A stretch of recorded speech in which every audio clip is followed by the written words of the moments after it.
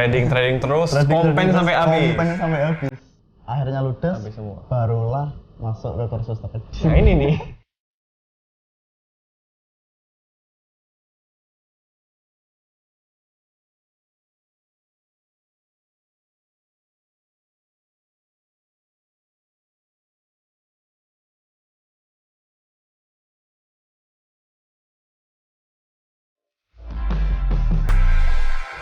Yo guys, what's up? Balik lagi dengan Indra Kensei, Indra Kesuma. Di episode kali ini ada yang spesial karena kita kedatangan bintang tamu spesial dari Pekalongan ya. Jauh-jauh dari Pekalongan datang ke Medan. Nah kemarin ini dia datang karena dia mengikuti event kursus Trading Fest. Jadi kurang lebih udah sebulan dia di sini guys. Gara-gara PPKM nggak bisa balik ya. Nggak bisa balik. Jadi dia di Medan. Nah, dia ini salah satu member khusus trading. Bergabungnya tahun berapa bro? Baru tanggal 25 Mei. 25 Mei, jadi kurang lebih 2 bulanan. Tapi cukup oke, dia udah mulai bisa konsisten. Dia sering juga konsultasi nih sama aku. Mungkin boleh kenalin dulu diri kamu ke teman-teman yang belum kenal, silakan. Namaku Juni dari Pekalongan, cuma stay-nya di Madura, Jawa Timur. Stay-nya di Madura, Jawa Timur. Jadi umurnya 21 tahun. Seumuran sama Setiawan. Jadi kemarin kita sempat ngobrol-ngobrol dan sharing-sharing. Jadi Bro Jun ini ternyata di usianya 21 tahun udah buka bisnis sendiri. Dan sekarang tertarik untuk belajar trading. Nah, gimana setelah kamu beberapa bulan belajar trading, bagaimana pandangan kamu terhadap trading dan investasi? Kalau trading sama investasi sendiri sih, menurutku bisa jadi income yang sangat bagus ya. Jadi income ya? Asal kita harus tahu dulu. Ajal jangan main-main kayak, mau coba lah, mau main-main dulu gitu. Oh, jangan coba-coba ya? Karena kalau kita coba-coba ini resikonya malah tambah gede. Soalnya pakai duit. Pakai duit, jangan coba-coba. Apalagi yang coba-cobanya pakai duit asli. Wah, itu. Ini. Coba boleh kamu ceritain pengalaman trading kamu dari modal berapa, pernah sampai berapa? Kalau awal pasti sama ya, Coach. Jadi pengen nyoba dari minimal deposit yang 140.000. 140. Pertama bisa sampai 400, 500 gitu kan. 500.000 dalam waktu? Cuma beberapa menit. Beberapa menit? Waduh. Opennya langsung 50, profit all in. Profit all in gitu. Oke. Dari all in itu jadi kayak pengen terus ludes. Akhirnya ludes. Nah, ludes pun penasaran. Tapi karena punya bisnis, udah punya duit, nah ini jam tangannya juga mahal nih guys. Seharga motor juga nih ya. Karena udah punya duit jadi 140.000 kecil lah, deposit lagi. Ya, deposit lagi 140 sampai ke 3 sampai 4 kali mungkin ada. 140.000-nya ya. Di situ mulailah lihat dari channelnya Ko Indra. Kan Ko Indra sering bahas tentang teknikal, terus money management juga ya. Nah, di situ tertarik. Oh iya, mungkin salahku di money management gitu kan. Dari awal emang teknik sudah pakai dari Ko Indra. Pakai money management, deposit lah 1,4. 1,4 juta sekarang, dinaikin. Karena kan maksimal kan 1% tuh. Bener. Jadi deposit 1,4, main dari 1%, tapi money managementnya masih salah karena nggak ada cut loss. Nggak ada cut loss. Trading terus, kompen sampai habis. Kompen sampai habis. Oh my god! Wow! Wah. Itu pun nggak sekali 2 kali, 3 kali pun ada yang 1,4. Sampai akhirnya loss tuh berarti?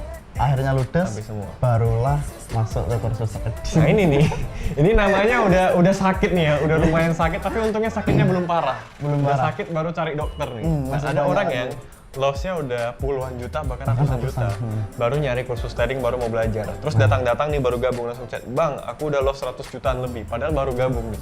Ini kan ibarat udah kanker ya, baru nyari ke dokter. Nah ini nggak baik, sebenarnya lebih bagus mencegah daripada mengobati, bener ya. Tapi untungnya Jun di posisi yang kehilangan loss berapa berarti pertama gabung khusus trading? Awal-awal gabung, sebelum gabung? 10 juta ya.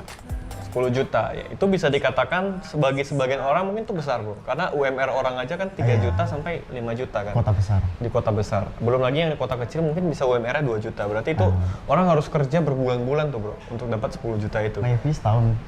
Mungkin aja setahun nih. Uang dingin soalnya kan. Nah, dan dia di-lossin gitu aja nih. Emang udah sultan kali ya. Amin. Jadi akhirnya bergabung di kursus trading. Nah, setelah belajar menerapkan money management, barulah pelan-pelan bisa konsisten. Awal pun belum. Belum juga. Karena gini, banyak banget yang ngerasa, mungkin nggak cuma aku ya. Jadi setelah masuk ke kursus trading, ngerasanya tuh, oh ternyata ini yang bener gitu. Oh, ini tekniknya. Ini tekniknya gitu. Ketahuan tekniknya guys. Ketahuan gitu. Jadi percaya diri gitu ya. Lebih percaya diri, jadi lupa sama Money management. lagi. Nggak ada katlus lagi. Hancur lagi akhirnya. Hancur lagi. Jadi waktu masuk ke kursus trading pun mulai modal 1,4 lagi, ludes lagi. Ludes lagi. Karena ya itu. Oh, itu kemarin yang kamu konsultasi ya?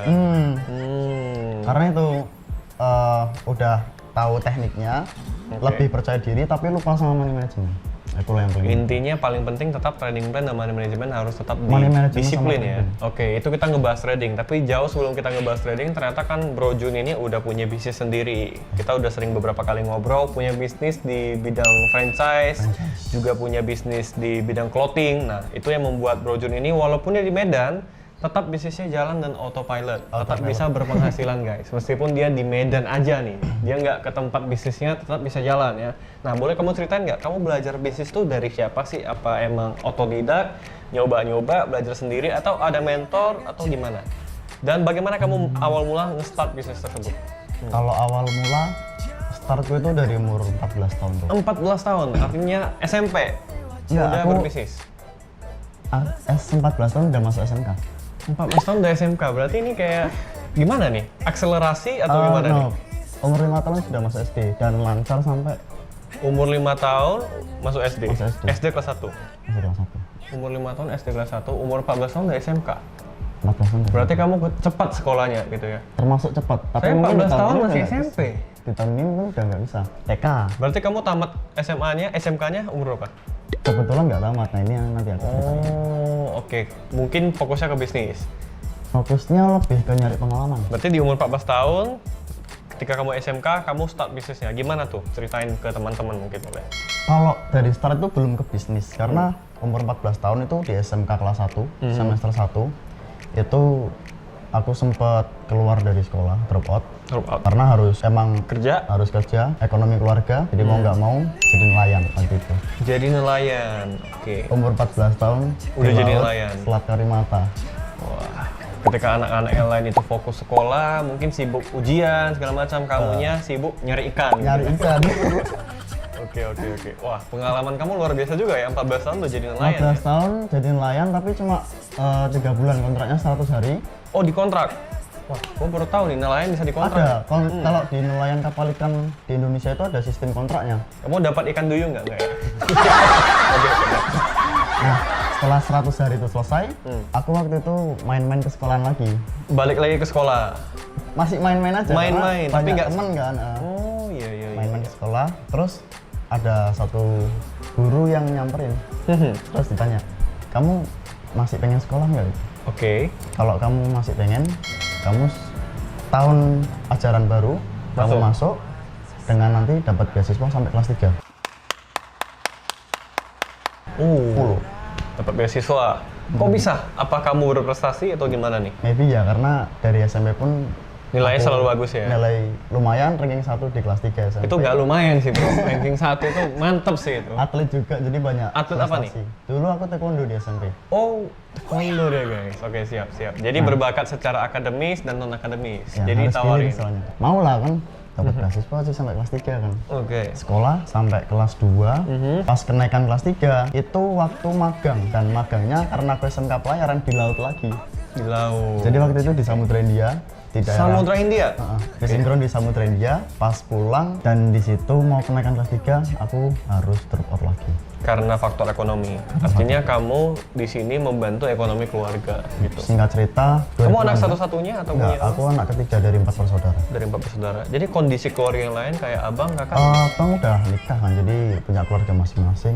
Jadi kamu yang aku yang belum nikah. Bekerja untuk membantu orang tua. Membantu. Gitu ya? Jadi selain kakak-kakak yang bantu, aku juga lebih karena kamu belum nikah. Karena belum nikah. Kapan nikah? Cepet-cepetan lah. Cepet-cepetan. Lomba-lomba gitu. Kemarin udah lomba kita. Tahun depan ya, tahun depan.